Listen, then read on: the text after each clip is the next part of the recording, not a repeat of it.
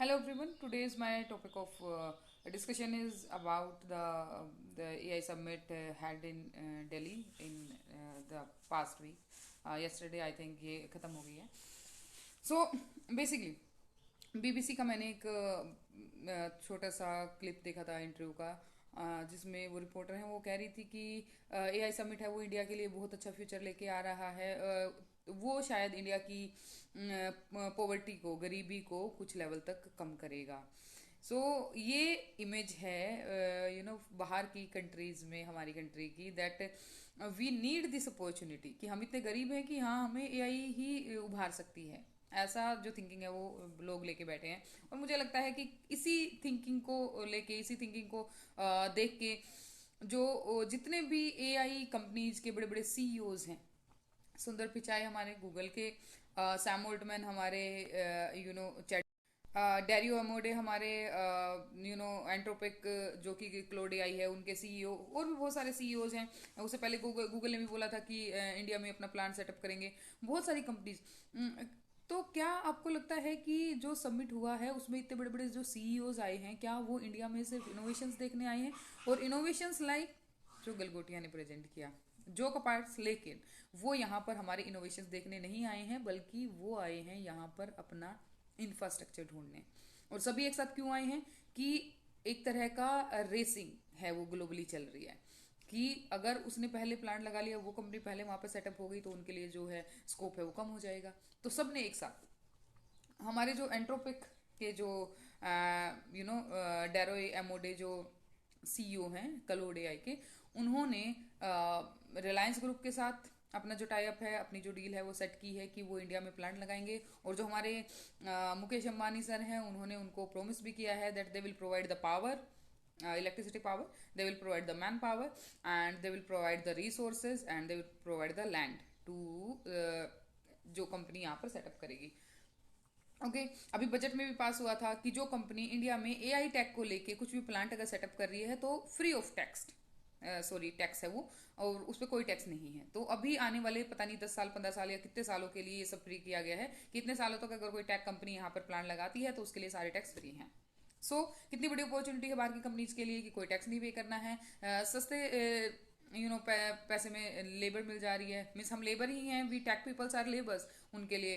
क्योंकि जो पर्सन उनको पर मंथ 2 लाख 3 लाख 4 लाख में पड़ रहा है, हमारे इंडिया में वो लाख तक वो आराम से उनको मिल जाता है.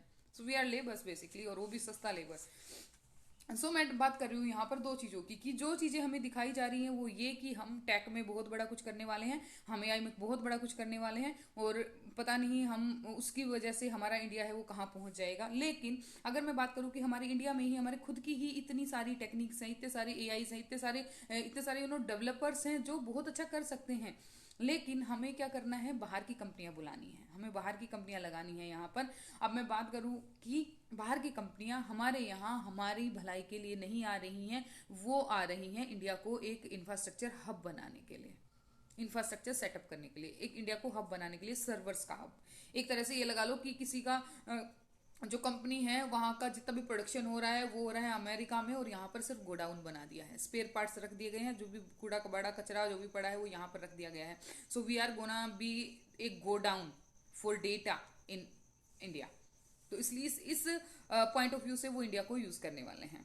अब मैं इस चीज में नेगेटिव नैरेटिव नहीं देखती हूँ, लेकिन मेरा मानना है कि जहां तक मुझे नॉलेज है, जहां तक मुझे समझ है, कि जो हमारी चीजें हैं, जो हमारे इंडिया की जो ओन चीजें हैं, जैसे बहुत सारे अभी एआई में जितने भी सबमिट में जितनी भी चीजें प्रेजेंट हुई थी, तो जैसे आपका सर्वम एआई जिसके बारे में लास्ट वीडियो में मैंने डिस्कस किया था, तो इस तरह की जो चीजें हैं उनके ऊपर ज्यादा क्यों नहीं पैसे खर्च करती हैं. लेकिन वही है ना कि गवर्नमेंट को भी चाहिए कि अपनी तरफ से कुछ ना जाए, बस पैसे बना लो, पैसे लूट लो, पैसे को लूट लो, हर जगह यही चल रहा है. और इस पैसे के चक्कर में बहुत सारी चीजें हैं वो खराब होती जा रही हैं. अगर मैं बात करूं दोनों कंपनीज की, पहली है एंट्रोपिक कंपनी जो आपकी क्लोड एआई है, उनकी कंपनी है, उन्होंने आपका डील सेटअप की है रिलायंस वालों के साथ. उन्होंने बोल दिया है कि हाँ यहाँ पर तुम प्लांट लगा सकते हो, हम बिल्कुल फ्री हैं. सुंदर पिचाई ने भी अपना साउथ में, पता नहीं कर्नाटका में या कहाँ पर, उन्होंने एक त्रिवनंतपुरम में कहाँ पर एक प्लांट सेटअप करने के लिए बोला है कि वो सर्वर हब बनाएंगे, एआई हब बनाएंगे. हर एक ने एआई हब बनाने की ही बात की है. ये बात नोटिस रखनी है कि एआई हब ही बनाएंगे वो. मीन्स वहां पर एआई हब क्या होता है बेसिकली, मेरे को थोड़ा जो नॉन टेक पर्सन है उनके लिए मैं एक्सप्लेन कर देती हूँ कि जहाँ पर आपका जो डेटा है वो स्टोर होता है। अब जैसे मैं बात करती हूँ क्लाउड स्टोरेज की, तो जैसे आपका मोबाइल फोन का जो डेटा है जो आप क्लाउड पे स्टोर करते हैं, जैसे आपके गूगल ड्राइव पे सेव हो गया, या आपके मेल्स जो पड़े हुए हैं वो आपके ऑनलाइन कहीं स्टोर्ड है, दैट मीन कि आप वो चीजें हैं वो कभी भी कहीं से भी एक्सेस कर सकते हैं। तो वो जो चीजें हैं वो हवा में कहीं स्टोर नहीं है, उनके लिए कहीं ना कोई सिस्टम, कोई कंप्यूटर सिस्टम टाइप से आपके पास जो सिस्टम है उसको स्टोर करता है, वो उसको प्रोसेस करता है और आपको प्रोवाइड करवाता है।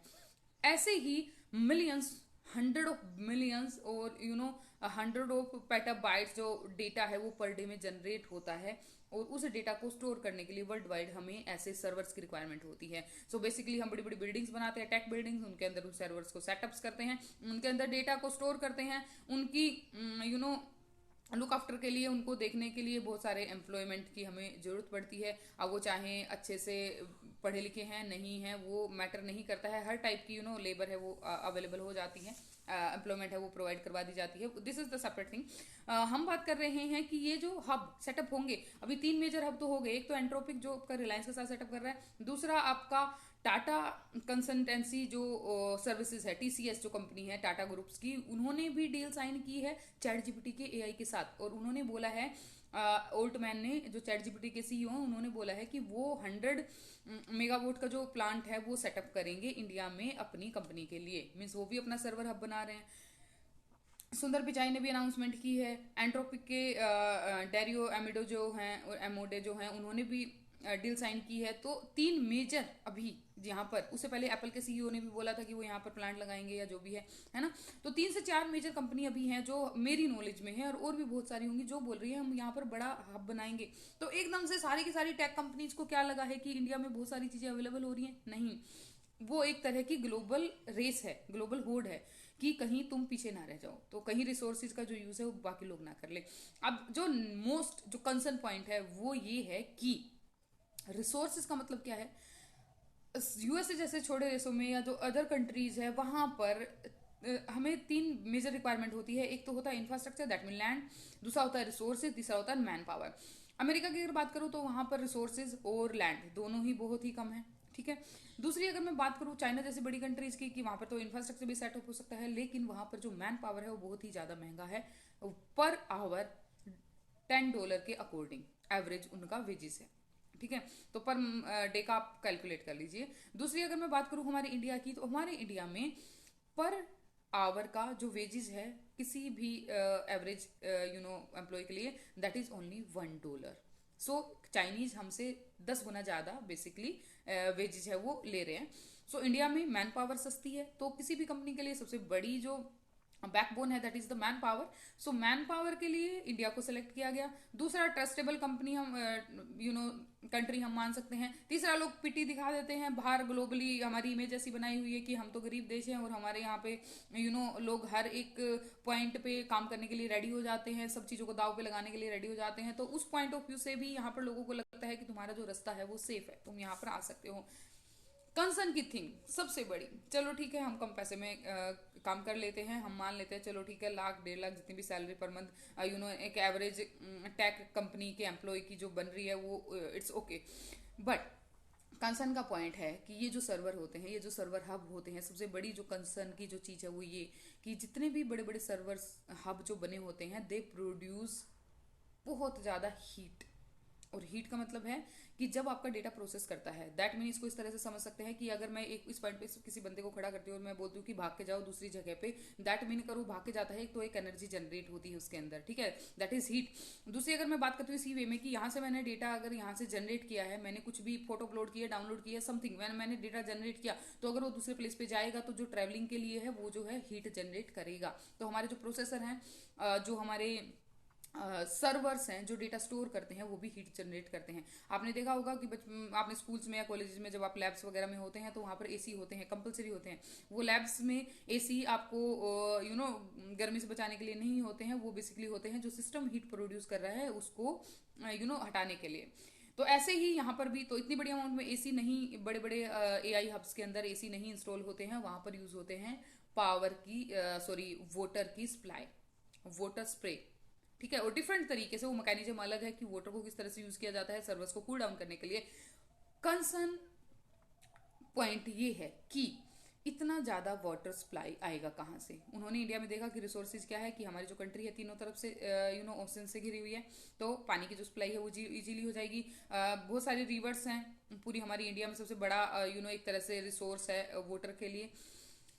अगर मैं बात करूं कि वो वोटर अगर इतना भी नहीं है कि डायरेक्ट ओशन का वोटर वो यूज कर लेंगे सर्वर्स को कूल डाउन करने के लिए, अगर वो ड्रिंकेबल वोटर या यूजेबल वोटर को अगर उस सर्वर के लिए यूज कर रहे हैं, तो इतनी ज्यादा पॉपुलेशन जो हमारी इंडिया की है 1.330, वो आपकी कहाँ जाएगी? वो कैसे यूज करेगी? इतने सारे क्राइसिस तो ऑलरेडी आ जाते हैं हमारे पास। कर्नाटका में पीछे इतना बड़ा क्राइसिस का वोटर का, हमारे इंडिया में अभी अभी जैसे ही गर्मियां स्टार्ट होगी, हमारी दिल्ली में हरियाणा में इतने बड़े क्राइसिस आ जाएंगे वोटर के लिए। और दूसरी बात की इतनी ज़्यादा जब क्राइसिस ऑलरेडी है हमारे पास वोटर की, तो जब ये एआई टेक कंपनी यहाँ पर सेटअप हो जाएंगी, तो हमारी जो जनरल पब्लिक है, जो हम आम जनता है, वो हम क्या करेंगे? वो हम कहाँ जाएंगे? क्या करेंगे फास्ट स्पीड का डेटा लेके? क्या करेंगे हर सेकंड में डेटा को एक्सेस करके? उसके बगैर तो काम चल जाएगा, लेकिन पानी के बगैर नहीं चलेगा। गवर्नमेंट जो हमारी है उसको फिलहाल दिख रहा है कि हाँ बस नाम बनाना है, विश्व गुरु बनना है, लोगों को दिखाना है that we are doing something amazing. हम कर रहे हैं, अच्छी बात है, लेकिन अपने लोगों को प्रायोरिटी दे के अपने लोगों को आगे ना रख के बाहर की कंपनियां बसा लेना, सिर्फ कि लोगों को रोजगार मिल जाएगा, ये हो जाएगा, लेकिन जो मुश्किलें पैदा हो रही है उनको कोई नहीं बात कर रहा है। ठीक है, ऑलरेडी इतनी सारी चीज़ें पहले भी हो चुकी हैं। जो एआई की जो सेमीकंडक्टर चिप जो प्रोड्यूस होंगी, उनके लिए भी कितनी सारी छत्तीसगढ़ के अंदर क्राइसिस हैं, कभी गूगल पे सर्च करके देखना। तो बेसिकली ये जो चीज़ें हुई है ना, ये लोगों को दिखाई गई है कि देखो कितना ज़्यादा फायदा हो रहा है हमारा, देखो एआई टेक कंपनीज आ रही हैं इंडिया में, इतनी सारी कंपनीज आ रही हैं, हमारा तो सब कुछ उद्धार हो जाएगा। लेकिन ये सब अगर हम थोड़ा सा आगे की सोचे, तो ये हमारे एक तरह से ह्यूमन एग्जिस्टेंस के लिए एक क्वेश्चन मार्क है, that how we will survive. So आप भी थोड़ा सा इसके ऊपर बात करिए, थोड़ा सा लोगों को अवेयर करिए। कर कुछ नहीं सकते हैं हम, आई एम जैसे टीचर, मैं कुछ नहीं कर सकती हूँ। सो बस लोगों को अवेयर करना और उनको बस बताना कि ये चीज़ें हैं जो करंटली चल रही हैं। Thank you so much.